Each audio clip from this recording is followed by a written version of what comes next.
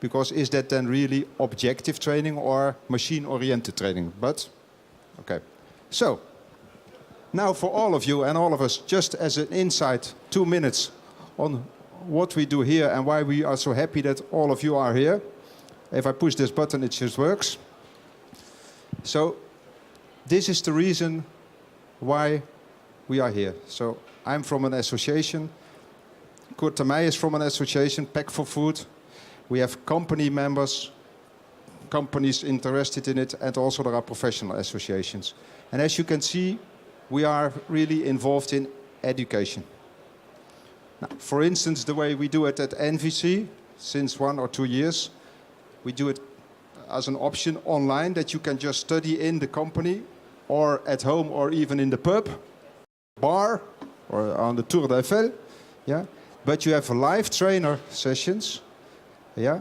And you can share all the information, and in between you can do question and answer. It's full interactive. The same for Pack for Food. You can do a lot of training when you are at your job. Yeah? So these are the panel members. They are from all over the area. They introduce themselves. And now for the next 15 minutes, we would like to discuss it in a way that we say 2 theses, yeah? And that let's share the opinion about whether this is true or not.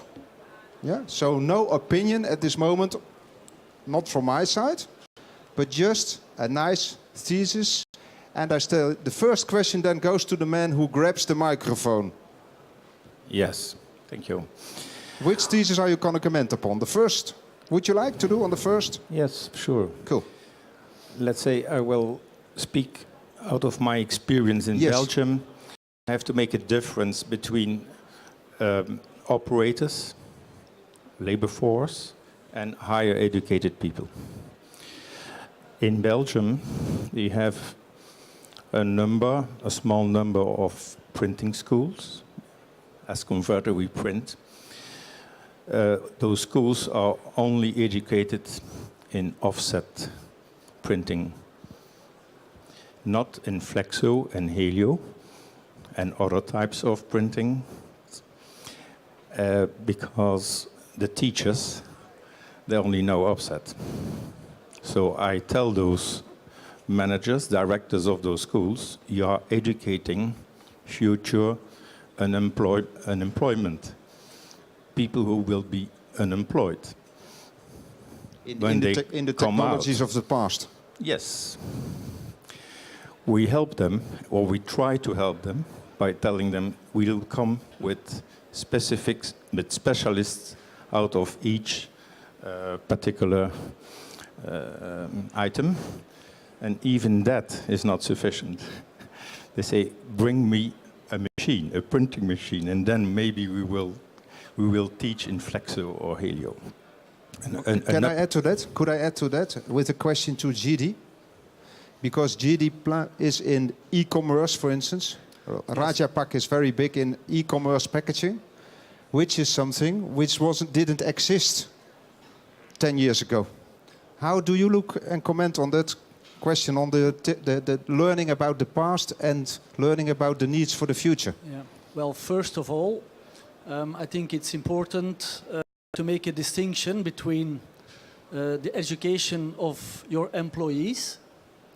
They need to be constantly reminded of the capabilities of the machines, of the products, the specification, the changing environment of which our customers work in.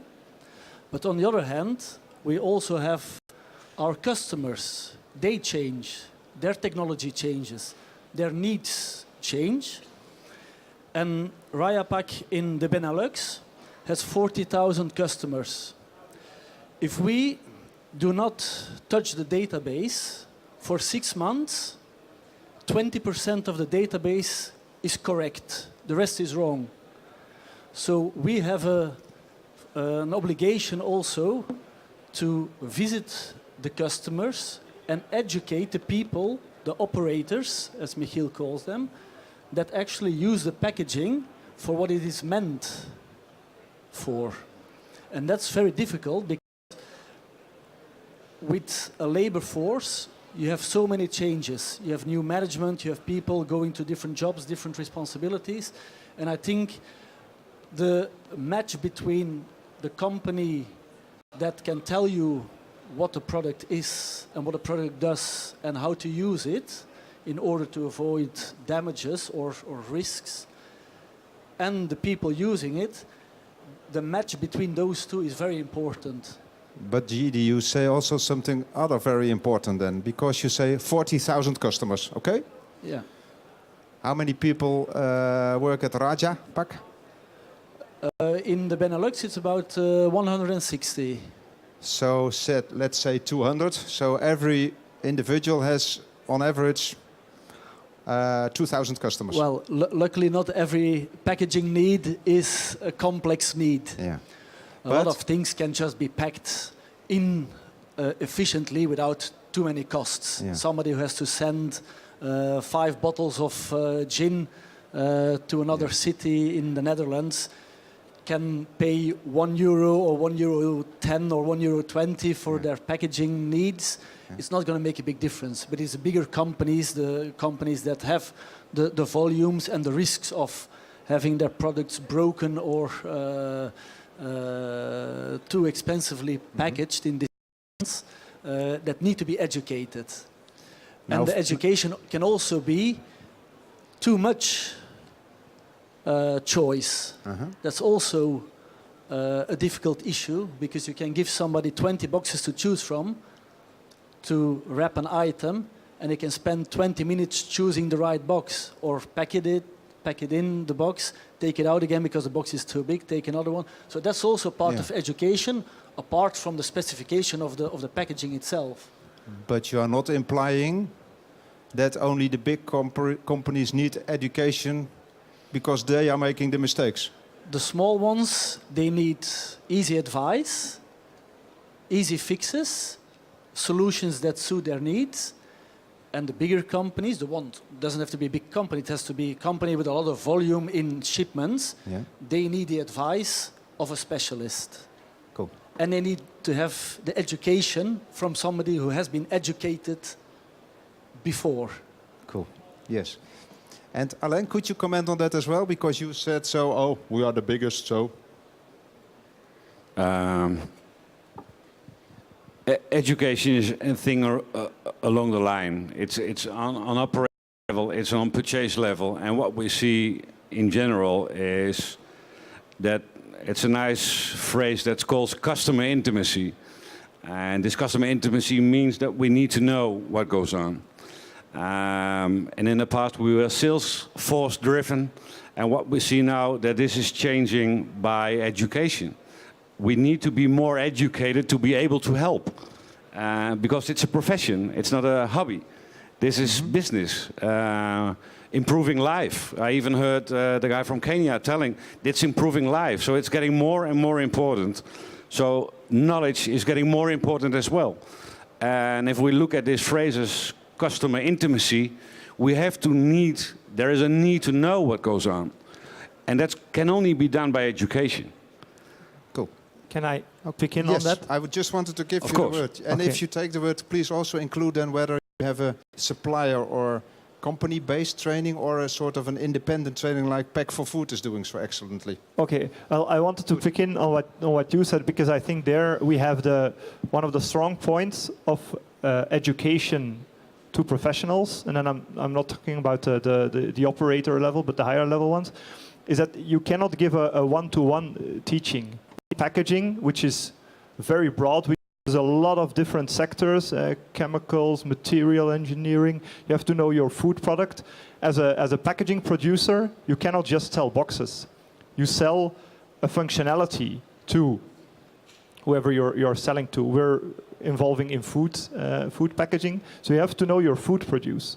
You also have to know, or your suppliers need to know, where you're going to what package you're going to make for the end use. It's a very hot term, the circular economy, but this is just, you have to know what you're getting and where it's going through. It's not sufficient to have education at your... And which implications that may have. Correct. So therefore, I think the strongest learning opportunities are when you put the chemical company, the packaging producer, the converter, the food producers together, and they learn from each other. And I think that is what you call customer intimacy, but it's not only your customer, it's also your supplier. So it's a supply chain. It's a complete supply chain. Correct. Yeah, but I want to assist Kurt now a little bit more, assist in volleyball terms, you know, because Alain is talking about one customer. GD is talking about my customer. Hans, of course, has a one-to-one relationship. But Packed for Food, of course, is in favor of having a whole group of companies together who don't have a really customer-supply relationship per se. Do you think that's advantageous? But often these customer-supplier relationships stem forth of a training. The packaging producer comes to the training and learns something about the food. Yeah? The food producer who is sitting next to him. And they have questions, say, okay, we can do this, but how about retail? What does retail want? But the retailer is also in the room. And there progress is made, or at least links are made to make progress. And sticking to that, Hans, when your customer has completed the training, nice new Solas machine, do they get a diploma or a certificate or a proof that they actually have learned something? That they didn't just sleep, you know? No, they don't get really a certificate. We are having, since we are having our own sales unit in France, we are very fortunate because in France there's a subsidized program from the government where every individual employer has the right to education. This is subsidized. And in those events, we supply also at the end of the education a certificate that he has participated successfully. But it is most important for the customers that we provide a structured program for his operators. Or there can be different levels. The operator level, the maintenance level, the electrical and PLC level, and we can fill all these elements. So you have prescriptive qualifications, and you try to make up that they really understand what they should be qualified for. We also prescribe that if you do this training, then the number of participants should be limited to max 4 people, because otherwise the education on the machine is not sufficient. It's not efficient. Yeah, yeah. So as we have only 30 minutes, we are nearly ending it, but it is a nice conclusion of the debate for now, that we started. There is a need for knowledge, but not yesterday's knowledge. Yeah, but maybe for history, but not for packaging. Then we said, okay, in the new technology, we have the customers and we have the suppliers as an industry who have their method moving forward for the better or the worse. Yeah. Then it was to Pack for Food and also NVC and also in education institutes to remind, oh, guys and girls. But it's also important to have a sort of an objective standard, and that you have groups together which goes deeper and with more wisdom of knowledge transfer than only a one-to-one relationship. And I think Hans then topped it by saying, okay, and then we have to address the issue of, did you really learn something? Did you really make it to a learning result? And that's a sort of an open book issue, because that's really the big holy grail of knowledge. Now, having said that, every year, together with Pack for Food and different institutes, we do an annual conference on the future of business education in packaging. And indeed, I see all the people there, the 3 girls on that roof, and those 3 girls there, and those boys, and those there. I all can see you writing it down in your agenda. That's the 20th of April 2017 in the wonderful town of Düsseldorf. Paris is a city, Düsseldorf is a town. Yeah? And there we will go full in depth on the ins and outs of those topics that we have been discussing here very shortly with this very excellent panel. Having said that, I would like to thank you very much, exactly on time, and we make space for the next grand débat. Thank you very much. Merci beaucoup. Vive la France. Thank you very much, and long live France. Vive la France.